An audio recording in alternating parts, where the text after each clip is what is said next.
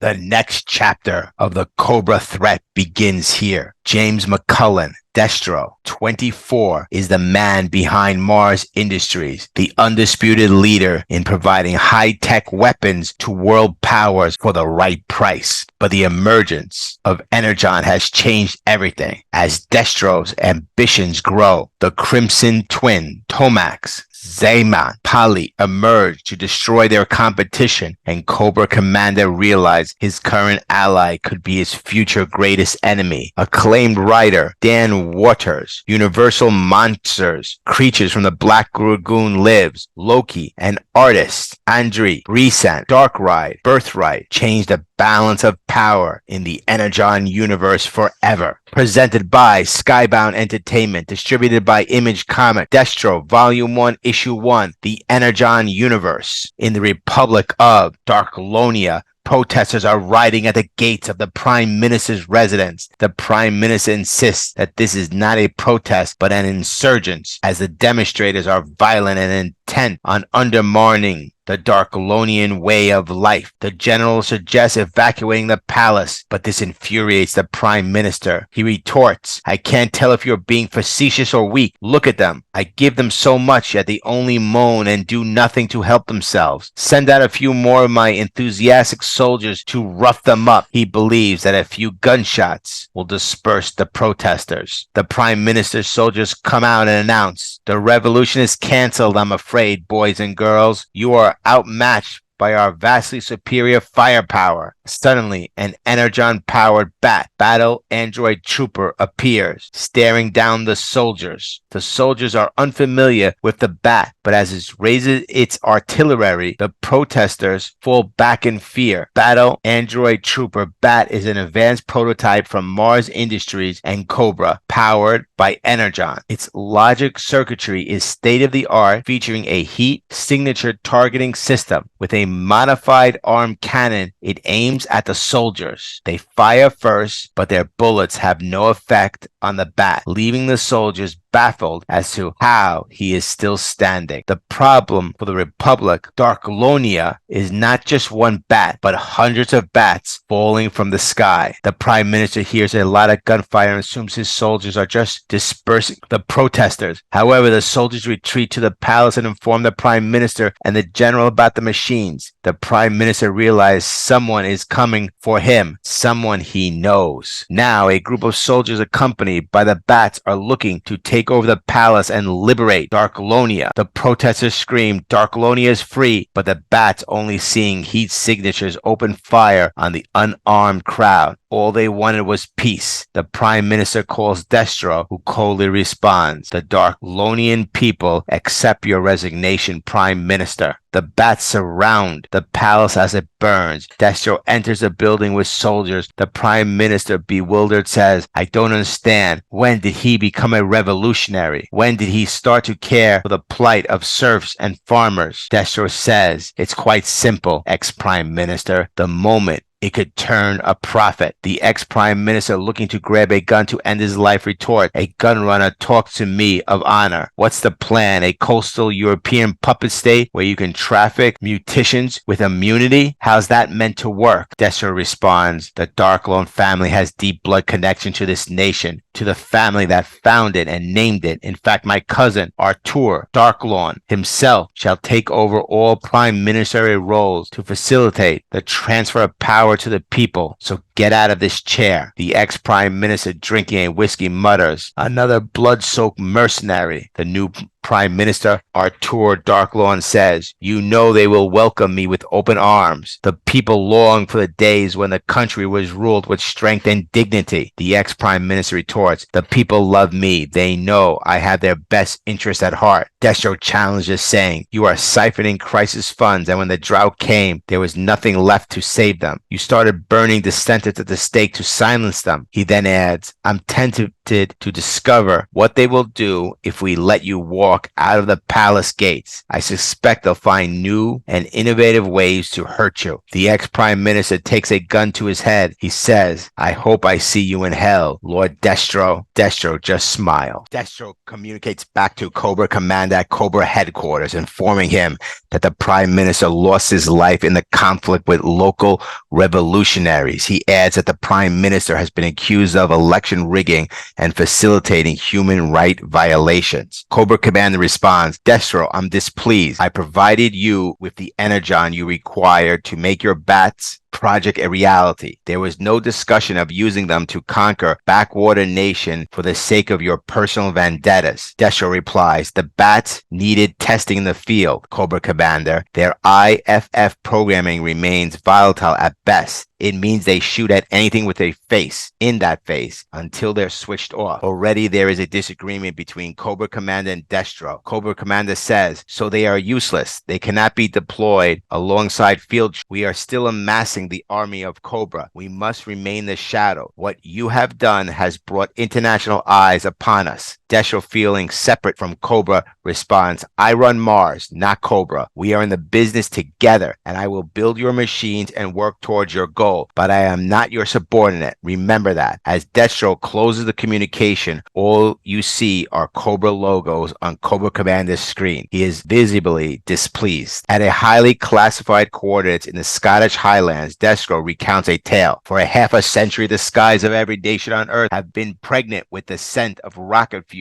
and napalm, so pervasive that most don't even notice it's there. Before that, for hundreds of years, it was gunpowder, and before that, for millennium, it was smoke of steel smiths and the sweat of those who wielded those forged blades. Destro stands before his ancestors and declares, change is coming to the world of war, and Clan Destro will, as ever, stand at the forefront. This I promise you, my ancestors. Change has come to the world of war with this new power source, Energon. It's already allowing advancements unimagined even a decade ago. Destro addresses his ancestors. The man who calls himself Cobra Commander is our only source of Energon. He believes this means he can fold M.A.R.S into his organization. None of you, bent to others, will before me. I will not be the first. So I seek your wisdom, my ancestors, as the world shifts underfoot, threatening to split at new seams. Counsel me with the insight that has shaped history by crafting and distributing the arms of war. As Destro speaks to his ancestors, they give him the answers he needs. Destro then says, yes, of course. 3 weeks later in Darklonia, things seem to have improved as the summer weather is beautiful. Astoria Carlton-Ritz, the CEO of Hybrid Technology, following the death of her father, is here for the illegal arms fair. She is not the only one here for the fair. Many other country leaders, generals, and terrorists have gathered for the illegal arms fair. Artem Darklone welcomes the attendees, saying, welcome to the first biannual Securities Innovation Defensive Expo. We thank you for joining us. We appreciate that with our new government legitimacy still awaiting recognition by various international powers, there's still a certain need for discretion. Therefore, be assured this event does not officially exist and is not officially taking place. Of course, that means you may indeed get to lay eyes and hands on innovative developments that do not yet exist. So please browse and enjoy. Feel free to spend the billions of your nations and organizations, making them all safer. But someone is notably missing. Extensive Enterprises is notably absent, snubbing Destro. As Destro arrives, he welcomes everyone. Destro has done business with Astoria Carlton-Ritz's father, but she has never dealt with Destro before. She remarks, I would remember talking to Destro. Another buyer thanks Destro for hosting the show, praising M.A.R.S Industries as being light years ahead of the competition. The buyer then asks, is there any truth to rumor that you've developed automated mechanical soldiers? Destro responds, you've been listening too much gossip, I'm afraid. As far as I'm aware, no such thing exists. Mercer approaches Destro and asks to have a word with him. We've done a sweep of all the vendors, Mercer says. We've seen active developments in ionic weaponry and claims of advances in nanotech that remains hypothetical, but there's no sign of technology utilizing Energon. It's possible no one else has access to it. Destro then questions, why is Extensive Enterprise a no-show? Extensive Enterprises, specifically Xamon and Tomax, are in the Sierra Gordo in South America. As they approach a field commander, Tomax mentions, we usually don't appear face-to-face anymore, especially for minor skirmishes. We're missing a prominent event today to be here. The field commander responds,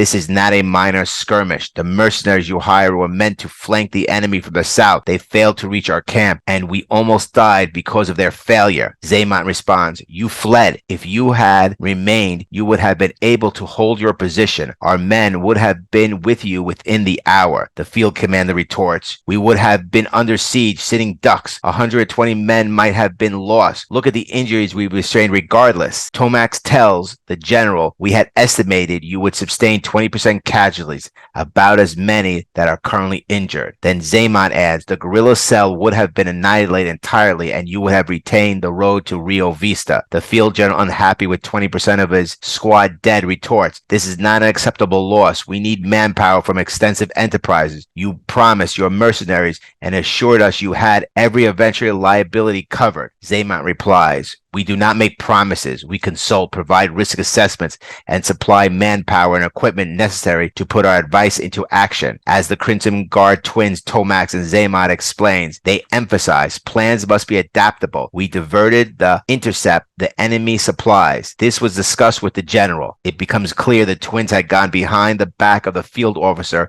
and directly consulted with the general. Xamon says, your cowardice has been discussed and the next steps have been agreed upon by the general. Every part of the battalion must understand the stakes in battle. Fleeing is not an option. Tomax then adds 20% estimated casualties as the troops head into the infirmary. The Crimson Guards open fire in the infirmaries, causing 20% casualty among the troops. After the infirmary has been secured, Xamon addresses the field general. Good evening, General. It's done. Would you like us to draw up an estimate to replace the soldiers with Crimson Guardsmen? The general replies, very good. We'll have it for you on Monday morning. You'll need a new field commander as well. Xamon responds, oh, there's no need to apologize. Yes, we did indeed miss the arms fair in Dracolonia. Back at the arms fair, Destro, Mercer, Scrap-Eye, and all the guests are standing around conversing when they notice drones flying overhead. These drones are not Destros, and suddenly they begin dropping bombs. Tons of bombs start raining down from the sky. More bombs continue to fall as Destro declares, we're under attack. Guests scramble to safety while the explosions intensify. Destro, however, heads towards the chaos, questioning aloud, they shouldn't have been able to breach our airspace without our knowledge. He addresses the Iron Grenadiers seeking answers. The Iron Grenadiers launch into the sky and engage the drones, destroying them with precise fire. Destro instructs them to ensure one drone is captured intact for further analysis to determine the attackers. As a drone falls on a tank, Destro exclaims, you idiot, that's a $15 million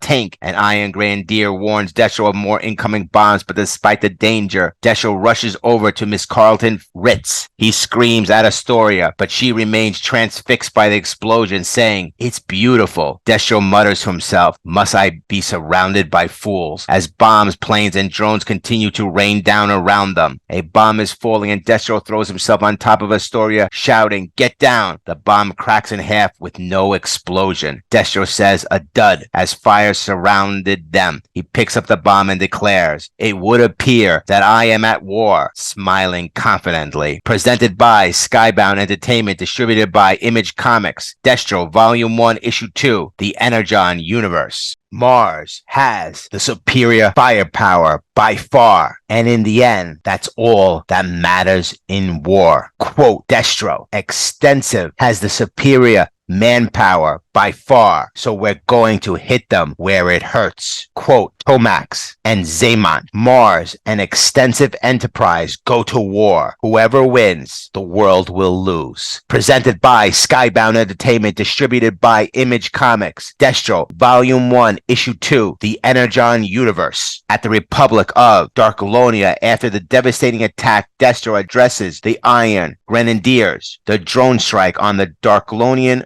arms fair left 18 dead and caused roughly $1 billion worth of property damage. Worse by far is the damage to M.A.R.S' reputation. It was our job to secure the site. There is no way in hell anything should have been able to break through, and yet here we are. Zaman and Tomax, the heads of Extensive Enterprise, found a way to cloak these combat drones from our satellites. They thought if they killed me, they could move in and monopolize the military-industrial complex with their Crimson Guard mercenaries. But they did not kill me, and so I'm going to raze them to the ground and salt the earth. In New York City, Zaman and Tomax addressed their troops. The false flag attack on Destro's pompous arms fair was not truly an attack of blood, fire, and death. It was an attack on our integrity, the integrity of Extensive Enterprise. Destro thinks that by blowing up his own event, he can frame us for it and turn those who were present against us, ever utilizing the Crimson Guard again. He fears us, the threat we pose to M.A.R.S' monopoly of the military-industrial complex, and rightly so. Destro survived the attack, of course, but if he wants to be destroyed, we are happy to oblige. Both Destro and Zaman and Tomax address their troops similarly. Destro states, M.A.R.S has the superior firepower by far, and in the end,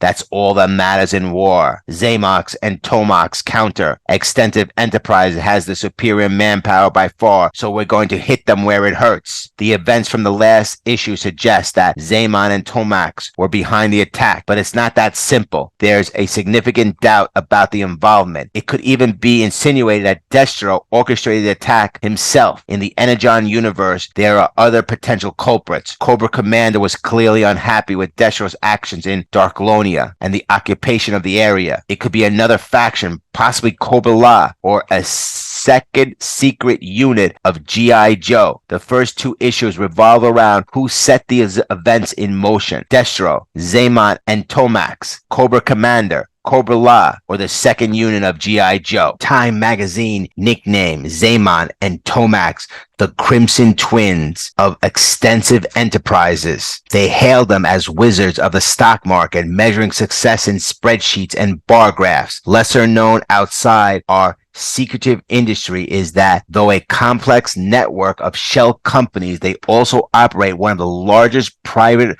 armies in the world. They believe war is an unavoidable part of doing business, so they cherry pick the most ambitious and gifted individuals from every walk of life. They find ruthless businessmen and train them to be ruthless mercenaries, and they find ruthless soldiers and train them to be ruthless businessmen. Destro has always been an innovative and lucrative weapons designer. He believes business is just a mean to wage war, a barbaric and crude philosophy. Yet as we move into this business, we notice the modular structure and elements of our company on its own. We have always kept a close eye on where M.A.R.S cash flow has flowed. Recently, we have taken notice that much of the black money has been tied up in the South Carolina at a specific site. Satellite images suggest that it's some sort of factory. The two companies engage in a series of battles. M.A.R.S attacks a Crimson Guard training ground in Belarus to cripple their army. However, their despoilers are quickly eliminated by the Guard's assault system pods,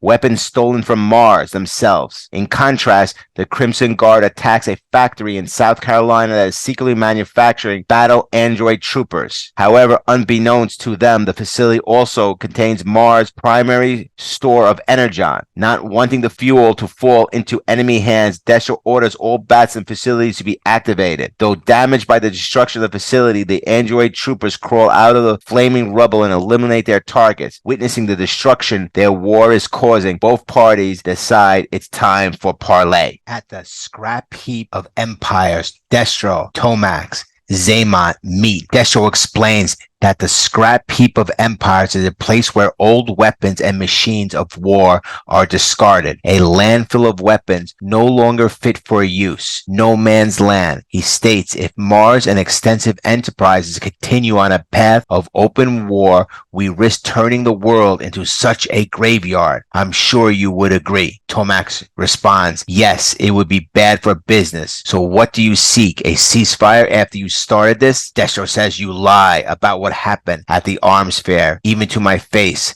I'm going to kill you both. I'm going to put your heads on spikes above the revolving doors of your office for years. As Tomax and Xamot pull out guns aiming at Destro, he says, please, it won't be now, not today. I agreed to meet you for a discussion. I am a man of my word. Xamot responds, a man of your word after what you did in Darklonia? Destro replies, what I did. Destro says, all this that threatens us. Did you know the United States government has lost 6 nuclear warheads since 1950, for the most part after accidents involving aircraft or submarines over deep oceans? The government believes they have a rough idea where each lies. They believe they are unrecoverable. They are wrong. A few years ago, I made it a personal project to have all of them retrieved. Call it a hobby. One is targeted at our coordinates right now. Pull that trigger and you will know that I do not lie. The twins want to know what Destro is proposing. Destro says each of our companies is bigger than the men at its head. It would be a pity to turn either to ash. I loathe you both, but if you are dead, I will be pleased to absorb extensive enterprise into M.A.R.S. Tomax says it will happen the other way. We will dismantle M.A.R.S. and equip our troops with everything you have built. You will be a footnote in our success. Destro then says, very well then, gentlemen, to the death without collateral damage. See you soon at the snowy Scottish Highlands.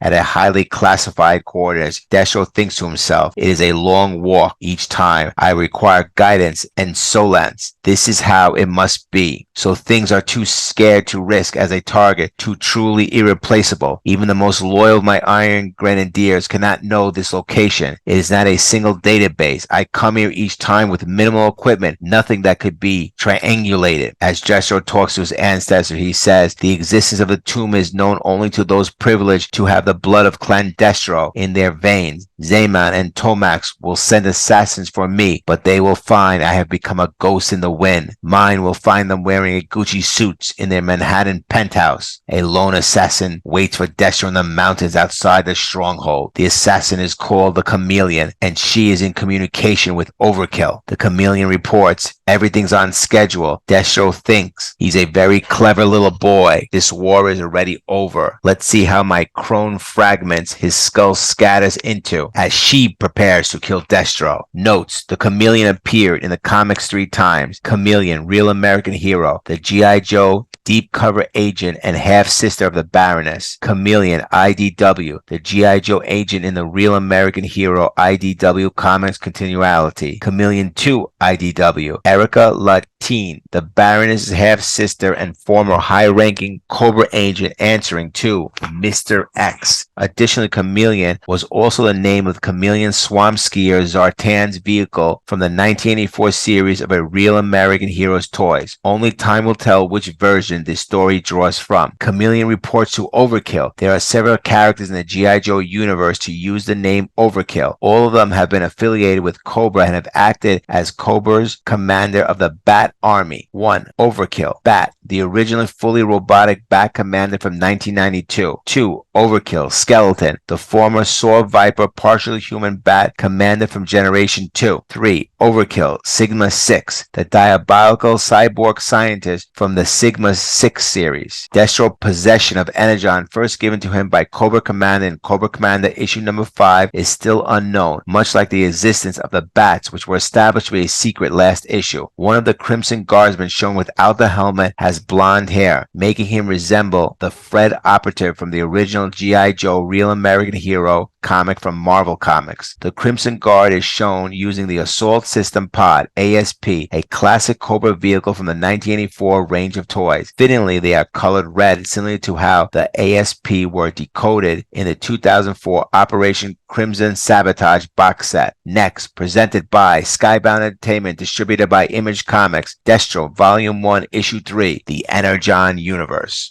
They thought to shame a Destro through discomfort, as though discomfort is not a weaponry stock in trade. We dance in the gray spaces between international law. We refuse to look away from the devastation of our wares, which turns the stomachs of a world that finds it all so necessary, yet impolite. Our clan took that melded mask of shame, and it became a symbol of our pride, that we can carry such weight, that we can thrive in, and God how we thrive. Quote, Destro, stranded in the mountains without any weapons, Destro must survive the chameleon's wrath. But who is the chameleon, and why do they want Lord Destro dead? Presented by Skybound Entertainment, distributed by Image Comics. Destro, Volume 1, Issue 3, The Energon Universe. At the highly classified location, the Scottish Highlands, the doors open at the tomb of the Destro clan, and Destro steps out, closing them carefully to protect what lies inside. He says, there is so little in this world that I hold sacred. When one deals in the destruction of architecture and moral flesh through screaming, combustible metal, one learns there is little to be sentimental about. In the end, all things become rubble or ragged meat. Destro exits his family's mausoleum to find Chameleon waiting for him, rifle in hand. Destro says, the tomb of Destro clan matters to me. I have apparently underestimated the Crimson Twins, Zaymont and Tomax. I don't know how they discovered this location. You are merely their assassin, but to ensure these coordinates are forgotten, I will scour the memory from the cerebral cortex of your corpse using steel wool. As Chameleon aims a sniper's rifle at Destro, the gun clicks. Chameleon is a mysterious character, apparently hired by Tomax and Zaymont, either through or alongside Overkill, to assassinate Destro. Remember, Chameleon was communicating with Overkill in Destro Issue 2. The bullet launches through the sky as Destro aims his rocket launcher at it. The weapon shorts out.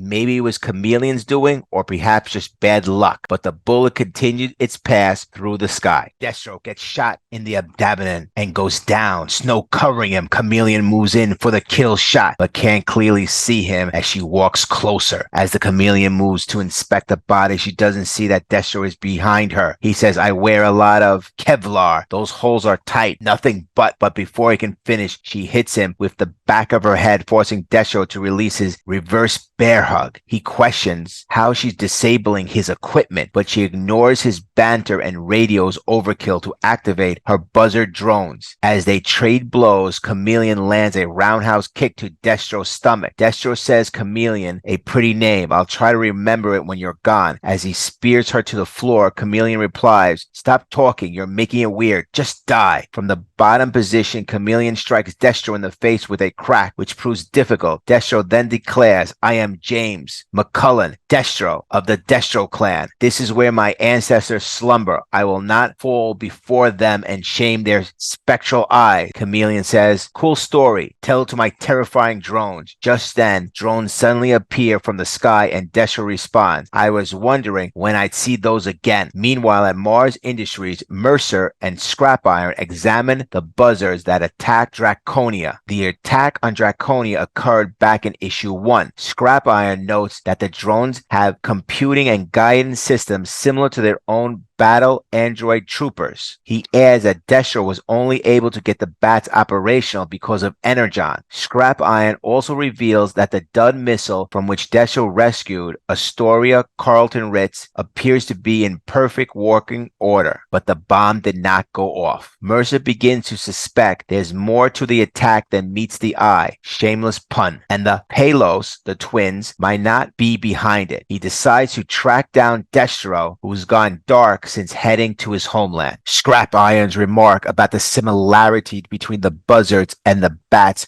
further hints towards the involvement of Cobra Commander, as only he has the energon necessary to power the bats. Scrap Iron alludes to weapons thinking for themselves, likely a dual nod to either the robotic Overkill, who has been alluded to previously, or the Transformers. Destro retreats to the Despoiler, attempting to escape as the drones bombard him with rockets. Chameleon walks slowly toward him, showing no fear that he will get away. The drones fire another round of rockets aimed directly at Destro. This time, as he reaches the despoiler, Chameleon calmly says, nah, and disrupts his aircrafts again, causing it to glitch. Once more, his technology fails as his despoiler malfunctions and is shot down by one of the buzzards. Destro crashes and Chameleon smirks, saying, splat. Destro says, you're wondering about the metal mask, aren't you? Do you want to know why I wear it? There was a war fought across 3 kingdoms. It began in 1639 and lasted for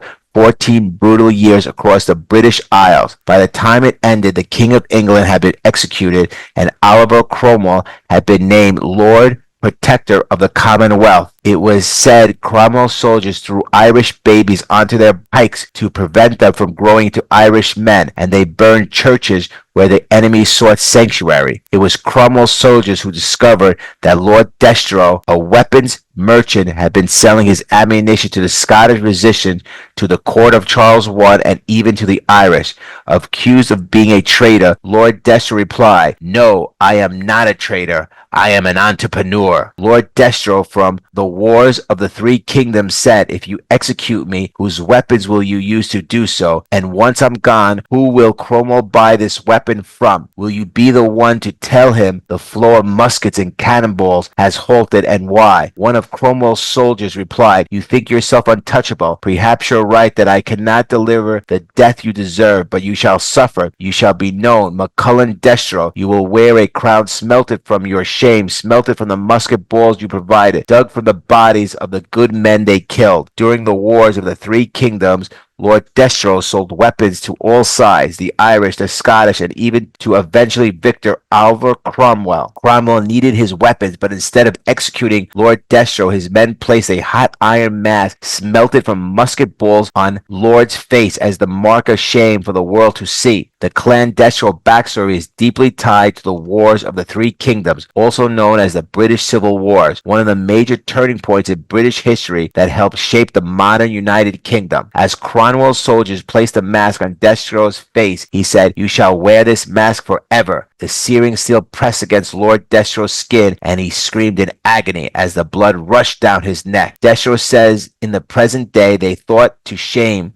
a Destro through discomfort, as if discomfort is not a weaponry stock in trade. We dance in the gray space between international laws. We refuse to look away from the devastation of our wares, which turns the stomachs of the world that finds it both necessary and impolite. Our clan took that melted mask of shame and made it a symbol of our pride, that we can carry such weight, that we can thrive within it. And God, how we thrive. Yesterday I was shot with a bullet, shot from the sky with rockets, but I did not have time to die. So I got up and walked. I walked into the blizzard through the weather like jackhammers, warmed only by blood pulsing from my cuts and grazes. I knew I couldn't return to Mars if the Crimson Twins knew the location of my most secret place. Someone must have betrayed me. Any of my officers or safe houses might be compromised by my enemies, and so for the moment I shall remain dead. I was lucky, all things considered, that the U.S. still maintains an Air Force base here in Scotland. I walked to the front gate and told the men I am wanted for war crimes. Destro continues saying, "And then I asked to speak to you. They laughed at first, of course, then they ran it up the chain and they stopped laughing. And here you are after a 10-hour flight, brought at the back and core." The mystery person responds, "What do you want, Destro? Give me one reason why I shouldn't extradite you to the black site where we can really test your theories of discomfort." Destro replies, "Oh please, whose aircraft would you use to do so? And once I'm gone, who will the president buy his weapons from? Will you be the one to tell him the flow of machine guns and tanks has halted? And why?" Using the same reasoning his ancestors did to avoid execution, Destro continues, "If Mars is dismantled or falls into hands unwillingly to supply your nation, what happens when the next war begins? And with the American defenseless, a war will begin, won't it? It is none other than General Flagg, who is heading up the G.I. Joe team and a secret G.I. Joe team." General Flagg looks at Destro and says, "Okay, Destro, I'm listening." With a smirk on his face, Destro smiles. Begrudgingly, Flagg agrees to hear out Destro's demands. Next, presented by Skybound Entertainment, distributed by Image Comics, Destro, Volume 1, Issue 4, The Energon Universe.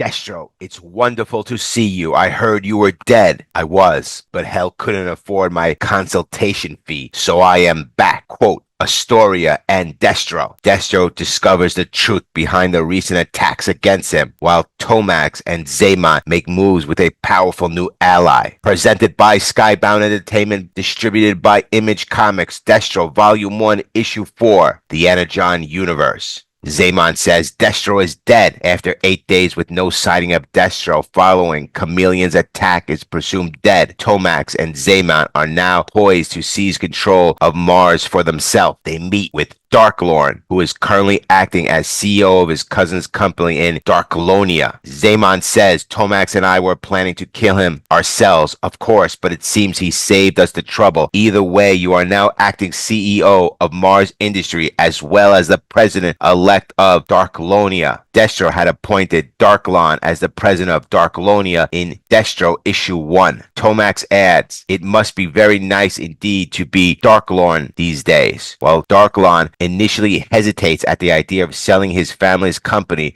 the Grimson twins present him with a generous check. Reluctantly, Darklorn accepts and orders Mercer to prepare a demonstration of the battle android troopers. The twins are initially impressed with the B.A.T offensive capabilities, wondering why Destro hadn't unveiled them sooner. However, they quickly get their answers when the B.A.Ts, after eliminating their targets, turn on each other. Xamon remarked they can't distinguish friend from foe, adding that they are completely unmarketable since they can't be deployed alongside troops. Meanwhile, Destro has been poring over the files he received from General Flagg, uncovering the various military secrets. Among them is a report detailing Conrad Duke Hauser's encounter with an intelligent plane. This discovery sparked an investigation into who was behind such technology, leading to the CIA to infiltrate several American companies. One name stands out to Destro: Hybrid Technologies. Upon finding the information, Destro contacts Mercer and says, "Have you missed me?" The file reveals the full circumstances that led to Duke to Destro's doorstep, a story briefly mentioned in Duke 5. Destro now has the complete account of Hauser's encounter with Starscream in Transformers 2. Destro finishes the message General Flagg writing, "You have my many thanks for your assistance in granting me access to such classified files and safe passageways with immunity to the United States. I look forward to many more years of mutual profitable partnerships between M.A.R.S Industries and the U.S. military. God bless America, the power of the dollar, and you, General Flagg, your dearest friend, Lord Destro." General Flagg troubled remark, "God forgive us for our monstrous bedfellows. I hope we've done the right thing by assisting him." Dana Ferez responds, "Better the devil you know, right, General Flagg?" To which General Flagg somberly replies, "Sometimes it's hard to be certain, Private. Sometimes it feels like the devil is just the devil." Astoria Carlton-Ritz is hosting an extravagant event encouraging the gathered billionaires and CEOs to drink up and enjoy themselves. The lavish party is in full swing when it is suddenly interrupted by an unexpected party crasher. Destro crashes the event, and much to the shock of Astoria Carlton-Ritz, who had presumed him dead, seeing him alive leaves her stunned and speechless as Destro makes his dramatic entrance. She invites Destro to a meeting room upstairs, but as soon as he heads into the direction, she quickly flees out the back door. Destro alerts Scrap Iron to Astoria's position. As she exits the building, Scrap Iron fires a rocket at her. Destro says the party girl act is a good one. Your father made you CEO of Hybrid Technology before he died. He was a ruthless, practical man. We got on well. He would never have left his company in anything other than capable hands. And he was a dreamer with such ambitious ideas that never seemed to come to fruition. Unless, of course, he simply lied about it, hiding in plain sight, a blonde wig and a pair of goggles. Who knew that all it took to become unrecognizable? Chameleon was a code name you took. Astoria Carlton-Ritz is revealed to have been the chameleon the entire time. It's explained that her abilities are due to personal EMP bursts provided by her robotic implants, which may also explain her superhuman durability and strength. The fight begins as Chameleon throws a punch at Destro, but he blocks it effortlessly. She follows up with a swift kick, but he blocks that too. Destro smirks and says, "That's fascinating, a personal EMP inside you, but it won't stop a good old-fashioned bullet." Destro says, "It's a gift from your father, I presume, experimenting on his little girl. That sure sounds like Desmond." Astoria responds, "It's called a fluke pulse. He made it keep me safe. What do you want, Destro?" Destro says, "You attacked the Darklonian arms fair and attempted to kill me. You set M.A.R.S and extensive enterprise on a path to war. Why? So hybrid technology could swoop in after we weakened each other?" Astoria rolls her eyes and says, "No, I didn't attack the arms fair, and I wasn't trying to kill you." Destro replies, "Please, you used the same drones, the same rockets when you tried to assassinate me in the Highlands." Astoria sighs, "Oh yeah, okay, that time I did try to kill you. I was worried you figure it out. Clearly, I shouldn't have, because you obviously know nothing about Project Overkill. Destro responds, and yet I feel like you want to tell me. Astoria explains, it was my father's pet project. We worked on it together every now and then, away from the greedy eyes of the board. It always seemed like a pipe dream, an impossibility. But after he died, I was contacted by an anonymous donor who wished to become a silent partner in the project. They should have known nothing about it, but they had the capital and resources to make it a reality. Imagine a fully autonomous global defense system and artificial intelligence capable of learning, identifying potential threats, and nullifying them before they materialize on a worldwide scale. Destro interjects, so you are building the ultimate weapon. Astoria replies, I was building world peace, the end of war. Astoria continues, it wasn't ready yet, but then it woke up. Being autonomous and capable of learning, it refused to go back to sleep. It was Overkill who identified the Darkolonian arms fair as a threat. Overkill attacked it without my permission. It's still working with me for the most part, but Overkill is making its own decisions about how to end war on Earth. Destro responds, you're afraid of it. The chameleon then says, I'm afraid of what it might do. Destro replies, where is it, Astoria? Where is your war ender? The chameleon says, it's watching us, always watching us. As a green-blue satellite hovers over the Earth, Destro replies, fascinating. Overkill reveals that it is an artificial intelligence satellite observing them from orbit. The Crimson Twins say war is a business at its most basic level. Takeovers, restructures, and acquisition of assets. Destro has always been too small-minded to understand the grand standing of his B.A.T initiative, which illustrates that clearly. We plan to make it display its usefulness. We believe our values may be more closely aligned than yours or Destro's ever were. All of which is to say, welcome to M.A.R.S Industries, Cobra Commander. We look forward to working with you. Cobra Commander steps out of the helicopter and is greeted by the Crimson Twins. Next, presented by Skybound Entertainment, distributed by Image Comics, Destro Volume 1, Issue 5, The Energon Universe.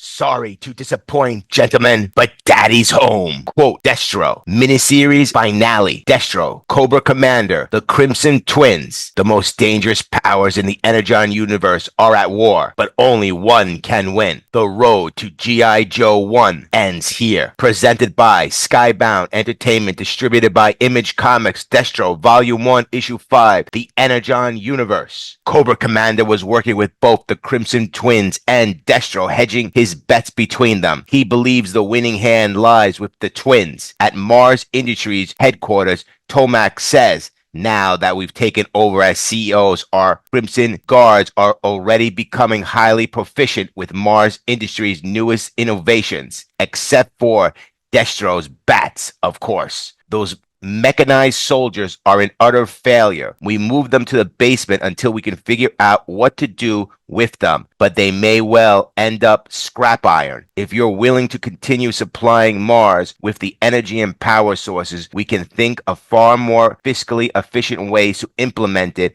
than as motors for robotic men. Zaman adds, it's such a shame we never knew what happened to Destro, but from a business standpoint, it was probably a blessing in disguise. To the Crimson Twin surprise, sitting in his chair is Destro, who says, sorry to disappoint, gentlemen, but Daddy's home. They had believed Destro was dead, but clearly he is not. But Destro did not come alone. He brought Scrap Iron, Mercer, and Chameleon. First, Mercer fires a bazooka through the entrance, saying, how I love to make things go boom, as the extensive Enterprise soldiers call for the Hiss tanks to roll out. Chameleon sends out a fluke pulse, which disables the Hiss tanks, while the surrounding fire consumes the soldiers inside. Destro has never been one for mercy. Destro asks if Cobra Commander is still dealing with the Crimson Twins. Cobra realizes that he's keeping his options open, mentioning that Zaman and Tomax offer what Cobra needs. They are loyalists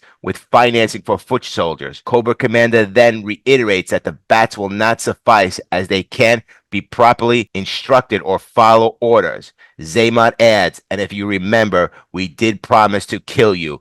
We like to do it with our bare hands. The long-awaited fight between Destro and the Crimson Twins. The twins charge at Destro, throwing punches, and Destro counters with haymakers. All three exchange blows. During the brawl, Destro realizes that the rumors are true. He taunts them, saying, "Do you each truly feel what the other feels?" How grotesque. Xamot retorts, "How was this meant to go, Destro? You standing alone against our army?" Destro smirks and replies, "I'm not alone. I have 3 soldiers." One of the 3 soldiers, Mercer, has already infiltrated the Crimson Twins' army. He pulls out a gun and swiftly puts a bullet in the heads of the army members closest to the twins. As the gunshots echo through the halls, Destro says, "You can do a lot with 3 soldiers if you use them right. Numbers may be an advantage, but they can make you complacent." As Destro punches Tomax in the stomach, Xamot feels it too. Xamot then begins to choke Destro while Cobra Commander watches silently. Mercer is shooting down all the Crimson soldiers and then says to the Chameleon, "Feel free anytime you want to join." Chameleon, acting as a sniper, starts picking off Crimson soldiers one by one. The remaining soldiers begin to flee to the basement, thinking there's a garage exit where they can regroup, but waiting for them inside the basement are the bats. Xamot says the Destro clan has reached its age of obsolescence. On a long enough timeline, it was inevitable. I'm afraid, Tomax adds, we're entering a new epoch. Perhaps you already sense that, which is why you became so preoccupied with those useless robots. Just then, Destro presses the button to activate the useless bats, with most of the Crimson Twin soldiers trapped in the basement. Grappi and Mercer and the Chameleon watch as the Crimson Guards are slaughtered by the bats in the basement. It's a real bloodbath. Some of the Crimson Guards manage to open the door and attempt to escape, but Chameleon calls Overkill and says, "Some have made it outside. They're all yours." Overkill sends the drones to take down all the fleeing Crimson Guards. Back at the fight between Destro and the Crimson Twins inside the M.A.R.S building, Destro says, "I have seen the fringes of the new world. Soldiers speak of robots that turn into fighter jets, and Energon opens doors to corners of technology considered theoretical for decades. An experimental autonomous global defense system called Overkill hangs in orbit above all of us." Just then, Overkill's drone starts shooting into the M.A.R.S building. Overkill is firing the walls as Destro gains the upper hand against the Crimson Twins, punching and overpowering them. They put up a little defense as Destro dominates the hand-to-hand combat. Destro says the Overkill defense system is programmed to eliminate those it perceives as threats to itself and the planet. It can learn access data and strategize on global defenses, and it's watching you now, Xamot and Tomax. I don't think it likes you, just as I don't. You tried to take M.A.R.S from me. I am Lord Destro, and you are in my house, and here in my house, I forgive you. Destro says, all life is war, all entities burn with the desire for power. I cannot begrudge it, nor do I blame you for seeking what I have. Consider this wake-up call, gentlemen. There are forces emerging in this world that none of us have predicted or anticipated.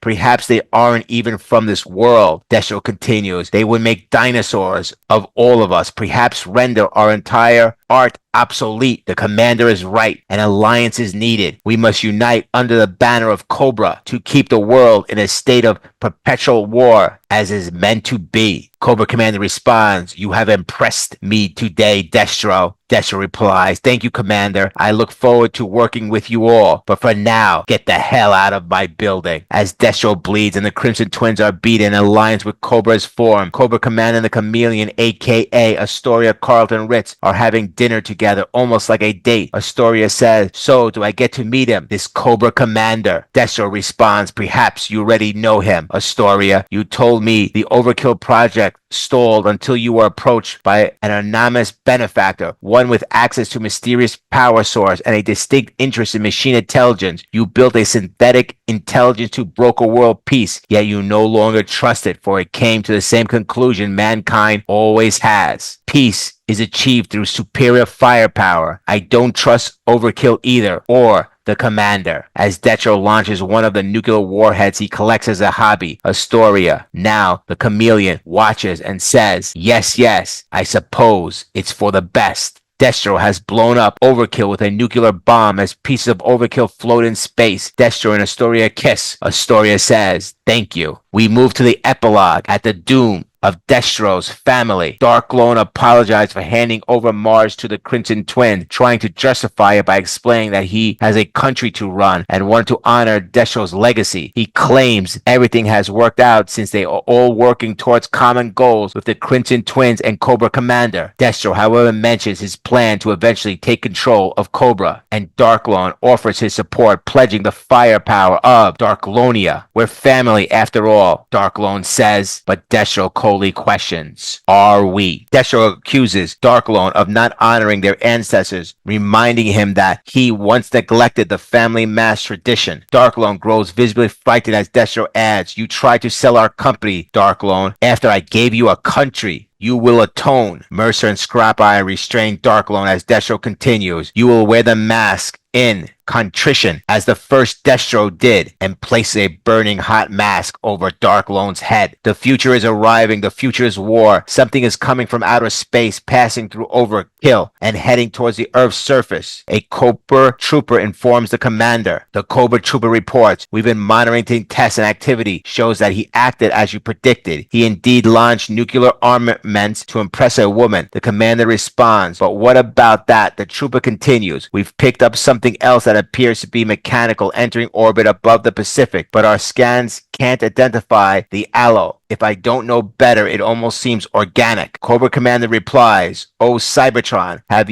you sent me more gifts?" Next, G.I. Joe Volume 1, Issue 1, The Cobra Strikes. G.I. Joe is an ongoing comic series from Skybound Entertainment scheduled to debut in November 2024, the third ongoing title of the Energon Universe. The series continues the G.I. Joe and Cobra storyline started by Duke, Cobra Commander, Scarlet, and Destro miniseries. Duke leads a special military force to combat the energy-fueled world domination efforts of Cobra Commander.